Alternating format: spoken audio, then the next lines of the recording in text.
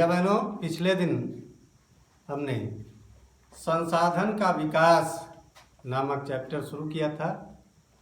संसाधन के विकास के अंतर्गत संसाधनों का वर्गीकरण किस आधार पर किया गया है, उनके विषय में जानकारी प्राप्त की थी।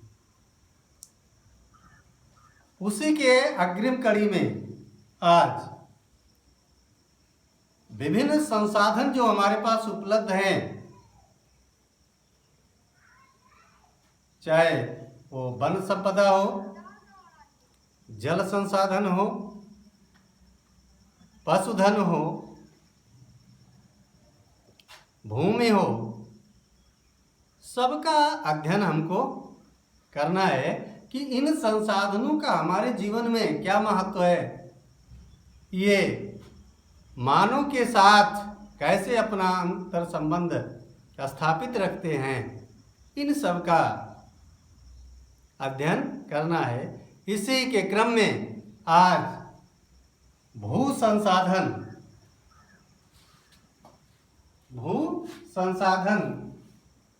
नामक हेडिंग पढ़ना है।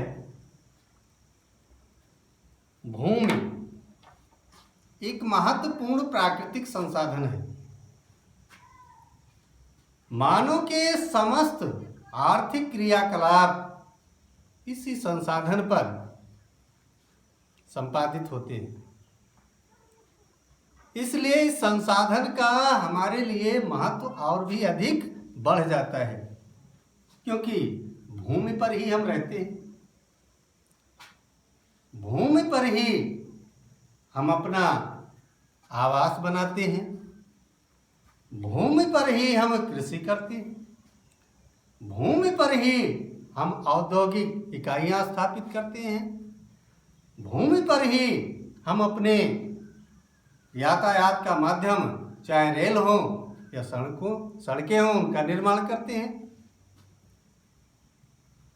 भूमि पर ही हम अपनी फसलें उगाते हैं, भूमि पर ही संपूर्ण वन संपदा है। इन्हीं सब कारणों से भूमि का महत्व हम सभी के लिए ज्यादा बढ़ जाता है। समस्त जीवधारी भूमि पर ही निवास करते हैं। अब भूमि की जो आकृति होती है, विशेष करके अपने भारत के परिप्रेक्ष्य में ले लें, विभिन्न प्रकार के भूदृश्य हमको दिखाई पड़ते हैं। कहीं ऊंचे गगनचुंबी पर्वत श्रृंखलाएं हैं, कहीं कठोर चट्टानों से युक्त पठारी क्षेत्र हैं, कहीं समतल मैदान है। अनेकों भूदृश्य हमको दृष्टिगोचर होते हैं। अब हमारे देश में या किसी भी देश में भूमि का उपयोग किस प्रकार का है, भूमि का उपयोग मतलब हमारी जो भू संपदा है, भू संसाधन है, उसका उपयोग किन किन क्षेत्रों में किया जा रहा है। भूमि के उपयोग को देख करके कोई देश विकसित है अथवा विकासशील है, इसका भी हम अनुमान लगा सकते हैं। अगर किसी देश के में कृषि पर ज्यादा जनसंख्या आश्रित हो जाती है तो निश्चित मान लिया जाता है कि वो विकासशील देश है। लेकिन भूमि के ज्यादातर भाग पर यदि उद्योग धंधे स्थापित हैं, अन्य क्रियाकलाप हैं, तो माना जाता है कि वो राष्ट्र विकसित होगा। तो अपने भारत में भूमि का उपयोग किस प्रकार का है, एक प्रारूप आप सभी के समक्ष दिया जा रहा है। पहला है वन भूमि। वन भूमि।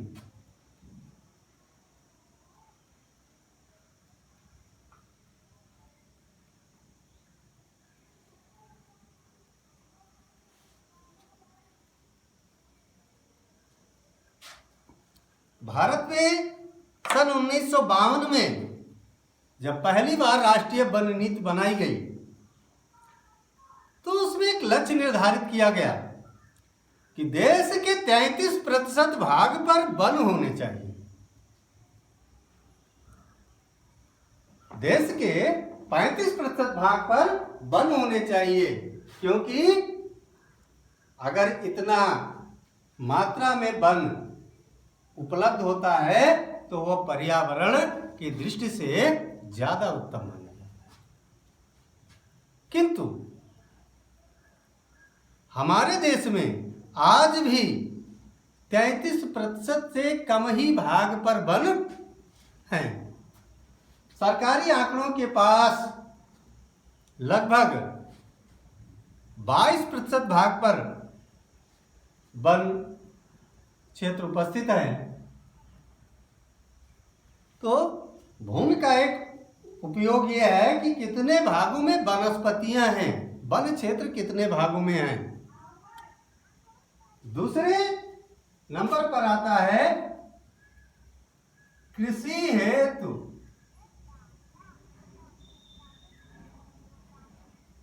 अयोग्य भूमि।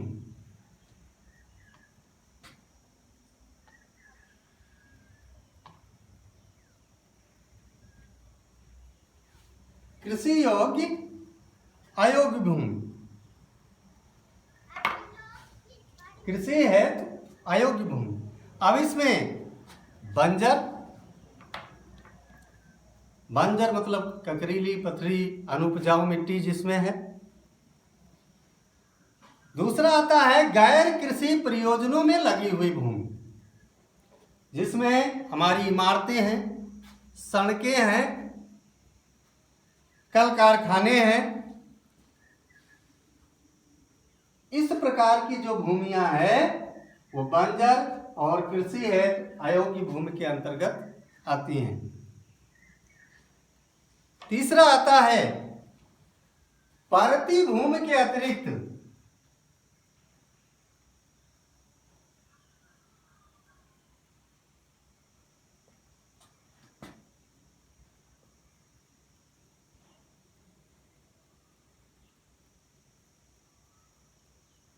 परती भूमि के अतिरिक्त कृषि के अयोग्य भूमि।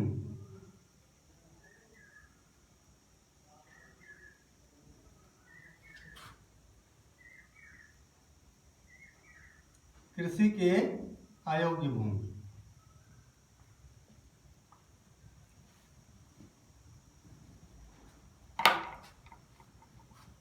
इसके अंतर्गत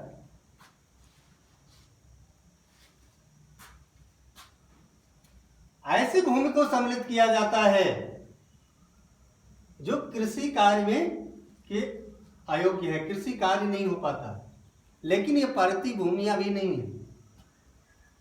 जैसे अस्थाई चारागाह,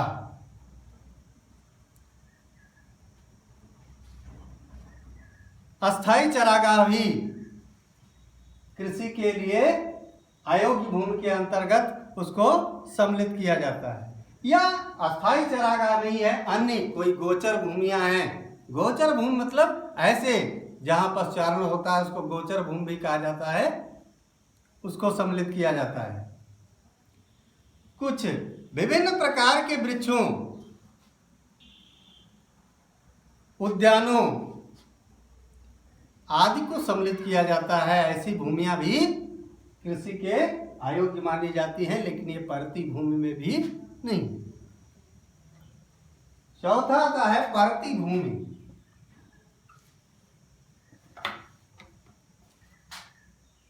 परती भूमि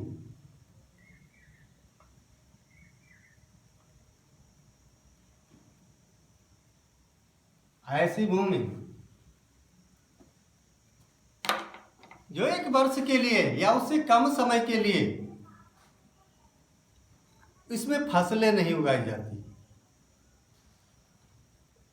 ऐसी भूमि को परती भूमि कहा जाता है। प्रायः ये माना जाता है कि अगर एक वर्ष या कुछ समय तक इसमें कृषि कार्य नहीं होगा तो इस भूमि की उर्वरा शक्ति बढ़ जाएगी।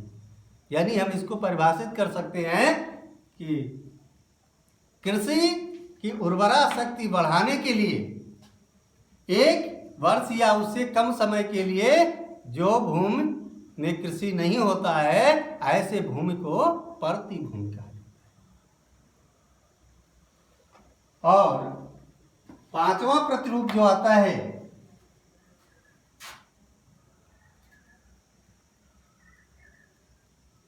शुद्ध या निवल कृषि क्षेत्र।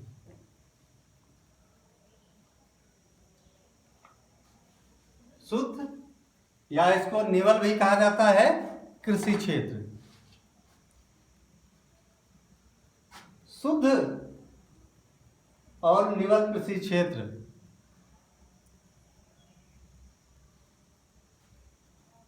यानी एक वर्ष वर्तमान समय में या किसी भी समय में, चाहे खरीफ के मौसम में हो चाहे रबी के मौसम में, जितने क्षेत्र पर फसलें लगी हुई होती हैं, उगाई जाती हैं, उसको शुद्ध निवल क्षेत्र कहा जाता है। शुद्ध निवल कृषि क्षेत्र।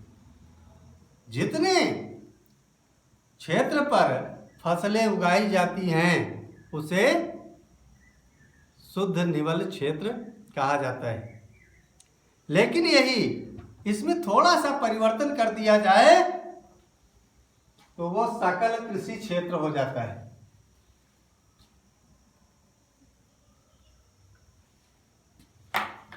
सकल कृषि क्षेत्र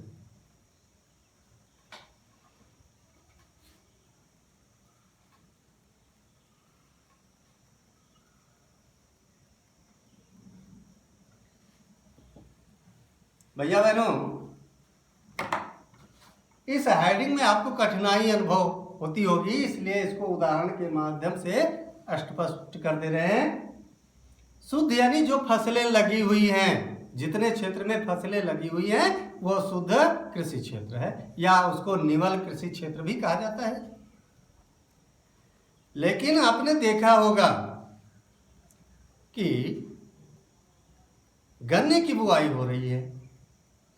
गन्ने की बुआई के पहले हमने सरसों की बुआई कर दी, सरसों की फसल लेकर के फिर उसमें गन्ना बो दिया। यानी एक कृषि वर्ष में जब हम एक से अधिक बार बोई जाने वाली फसलों के क्षेत्र को भी शुद्ध निवल कृषि क्षेत्र में शामिल कर देते हैं तो उसे सकल कृषि क्षेत्र कहा जाता है।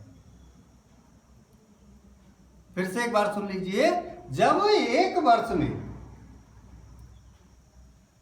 एक कृषि वर्ष में एक बार से अधिक बोई जाने वाली फसलों के क्षेत्र को शुद्ध निवल कृषि क्षेत्र में शामिल कर दिया जाता है तो उसे सकल कृषि क्षेत्र कहा जाता है।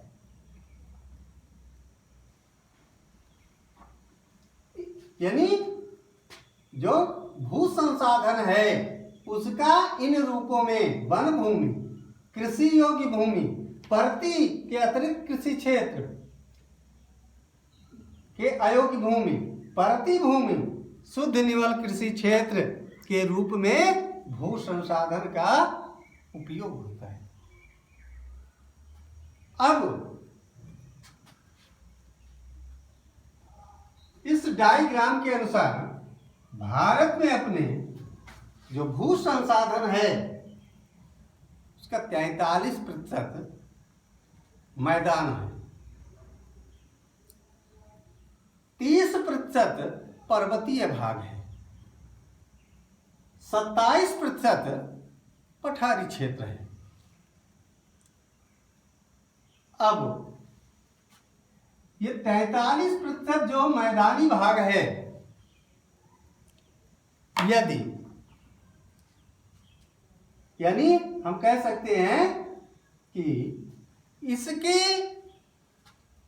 प्रतिशत को बढ़ाया जा सकता है कृषि योग्य, यानी हम मानते हैं कि जो 43% मैदानी क्षेत्र है इसी में कृषि कार्य हो सकता है, लेकिन 43% जो भाग है उसको हम बढ़ा सकते हैं। जो कृषि अयोग्य भूमियां हैं उसको कृषि भूमि में परिवर्तित करके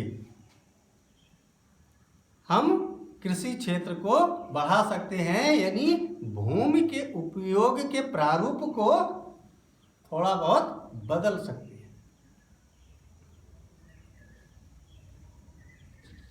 इन प्रारूपों के द्वारा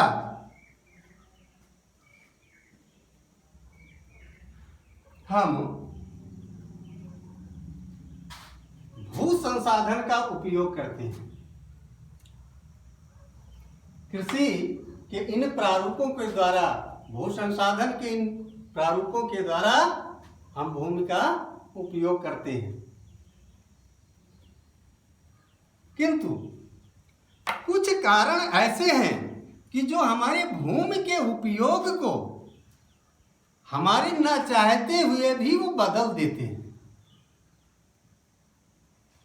हम बहुत चाहते हैं कि इसमें कृषि कार्य हो, लेकिन कुछ ऐसी परिस्थितियां उत्पन्न होती हैं कि हम उसमें चाहते हुए भी कृषि कार्य नहीं कर सकते। इसका सबसे प्रमुख कारण है अपर्दन, मृदा अपर्दन या मिट्टी का अपर्दन। क्योंकि मृदा अपर्दन के द्वारा जो भूमि का स्वरूप है उसमें परिवर्तन होता है। मृदा अपर्दन मतलब मिट्टी का कटाव, इसमें परिवर्तन होता रहता है और ये परिवर्तन दो कारकों के द्वारा निर्धारित होता है। पहला कारक है भौतिक कारक, जैसे समतल भूमि की अपेक्षा ढाल वाली भूमि पर अपर्दन क्रिया तेज होती है। मूसलाधार बारिश जब होती है तो ये उपजाऊ मिट्टी की सतह को बहाकर कहीं दूर ले जाती है, दूर कर देती है। यानी हमारी जो उर्वर भूमि थी उसके जो उपजाऊ तत्व थे वो वहां से हट गए, परिणाम स्वरूप हमारी मिट्टी कृषि के लिए उतनी अच्छी नहीं रह गई जितनी अच्छी पूर्व में थी। कुछ क्षेत्रों में तेज हवाएं चलती हैं,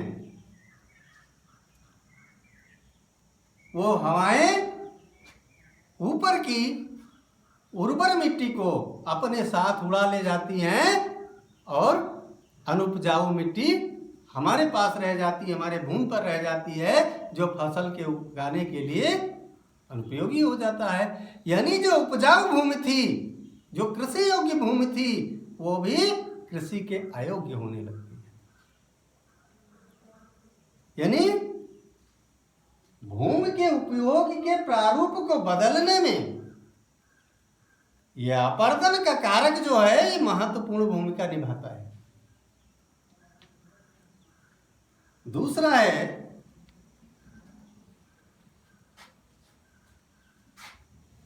भू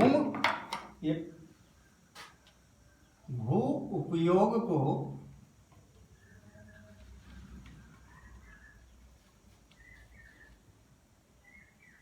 प्रभावित करने वाले कारक, प्रभावित करने वाले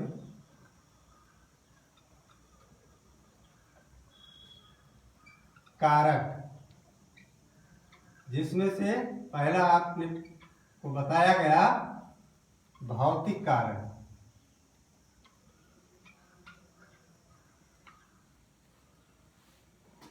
दूसरा है मानवीय कारक।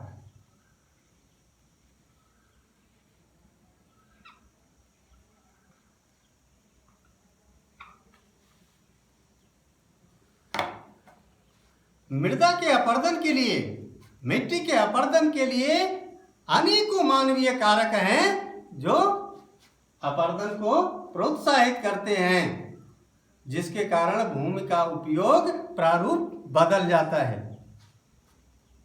जैसे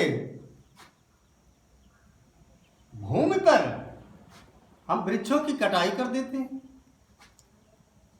वृक्षों के नष्ट होने से मिट्टी के साथ उनकी जो पकड़ है वो ढीली हो जाती है, कमजोर हो जाती है, और मिट्टी क्या हो जाती है, उस स्थान से अपरदित हो जाती है।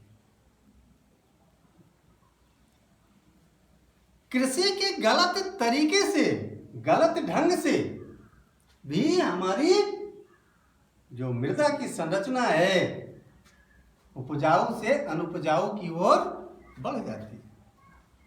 जैसे हम बिना सोचे समझे उर्वरकों का प्रयोग करते हैं। भैया बहनों देखा होगा, घरों में चूंकि हमारा जो परिवेश है वो ग्रामीण है, बहुत से भैया बहन आप में से जो बैठे हैं वो ग्रामीण क्षेत्रों से आते हैं। घरों में कृषि कार्य होता है, जब उर्वरक डालने की बात आती है तो दो ही नाम आता है सामने कि डीएपी ले आया जाए और यूरिया, और हम बिना सोचे समझे इन उर्वरकों का प्रयोग अपने खेतों में कर देते हैं। पता लगता है कि हमारे खेत में नाइट्रोजन की अधिकता है लेकिन फास्फोरस की कमी है। हमने डाला क्या अपने अधिक उत्पादन के लिए? यूरिया। भैया बहनों, यूरिया में नाइट्रोजन की मात्रा ज्यादा होती है, यानी जिस चीज की आवश्यकता नहीं थी वो पोषक तत्व हमारे खेत में ज्यादा हो गए। पता लगा मिट्टी की संरचना बदल गई, और हमारे भूमि की संरचना बदलने के कारण जो हमारा उर्वर मिट्टी थी वो अनुर्वर में बदल गई, जिसके कारण भूमि का जो उपयोग प्रारूप था वो परिवर्तित हो गया। जो कृषि योग्य क्षेत्र था वो किस में बदल गया? बंजर भूमि में बदल गया।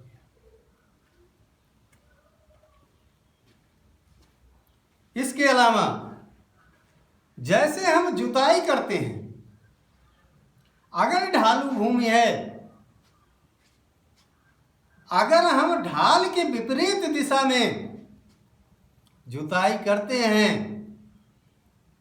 तो हमारे अपरदन होने, मिट्टी के अपरदन होने की संभावना ज्यादा हो जाती है।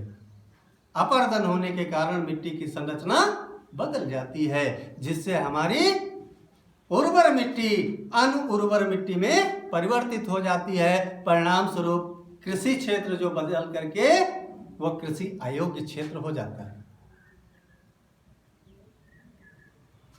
इसके अलावा अनेकों मानवीय क्रियाकलाप हैं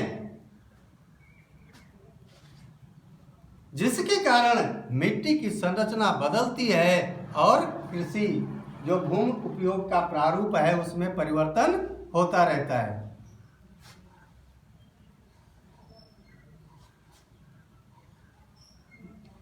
भौतिक कारकों में हवा को, वायु को एक प्रमुख कारण बताया गया है, लेकिन भौतिक कारण के अलावा मानवीय कारण से भी वायु द्वारा अपरदन हो जाता है। अगर मानवीय भूल न हो तो उस अपरदन को कम किया जा सकता है। जैसे अपने खेतों की जुताई गुड़ाई करते हैं और उसको वैसे खुला छोड़ देते हैं, लेकिन तेज हवा के समय वो मिट्टी हमारी उपजाऊ उड़ करके अलग चली जाती है। जुताई करने के उपरांत यदि उस मिट्टी को समतल कर दिया जाए, पाटा कर दिया जाए, पाटा लगा दिया जाए, तो उस वायु द्वारा होने वाले अपरदन को रोका जा सकता है और हमारे भूमि उपयोग का जो प्रारूप है उसमें कम परिवर्तन हो, यानी हमारी जो उपजाऊ मिट्टी है वो अनुपजाऊ न बनने पाए। इन कारणों से हमारे भूमि के उपयोग का प्रारूप जो है वो बदलता रहता है। भारत का कुल क्षेत्रफल 32,87,263 वर्ग किलोमीटर है, जिसमें से मात्र 93% भाग के भूमि उपयोग की जानकारी हमको है। अब प्रश्न आता है कि पूरा क्षेत्रफल जो है उसमें से 7% जो भाग है उसके भूमि उपयोग की जानकारी हमको नहीं है। क्यों नहीं? पहला कारण तो है कि हमारे देश के सीमा पर जो देश हैं सभी के साथ हमारे अच्छे संबंध नहीं हैं। स्वतंत्रता के बाद अपने पड़ोसी देशों के साथ कई युद्धों को झेला है हम सभी ने। कुछ क्षेत्र जम्मू कश्मीर का हमारे पड़ोसी देश पाकिस्तान ने उस पर अवैध रूप से कब्जा कर लिया है। कुछ क्षेत्र चीन के अधिकार में है, तो उसके भूमि के उपयोग की जानकारी हम सबको नहीं हो पाई है। कुछ पूर्वोत्तर के राज्य हैं, वहां के विषय में भी पूरी सटीक जानकारी हमको नहीं हो पाई है कि वहां भूमि का उपयोग किस प्रकार है। इसलिए जो 7% क्षेत्र है उसकी जानकारी हम सभी को नहीं है। केवल संपूर्ण भारत के 93% भाग के भूमि उपयोग की जानकारी हम सभी को है। तो अगर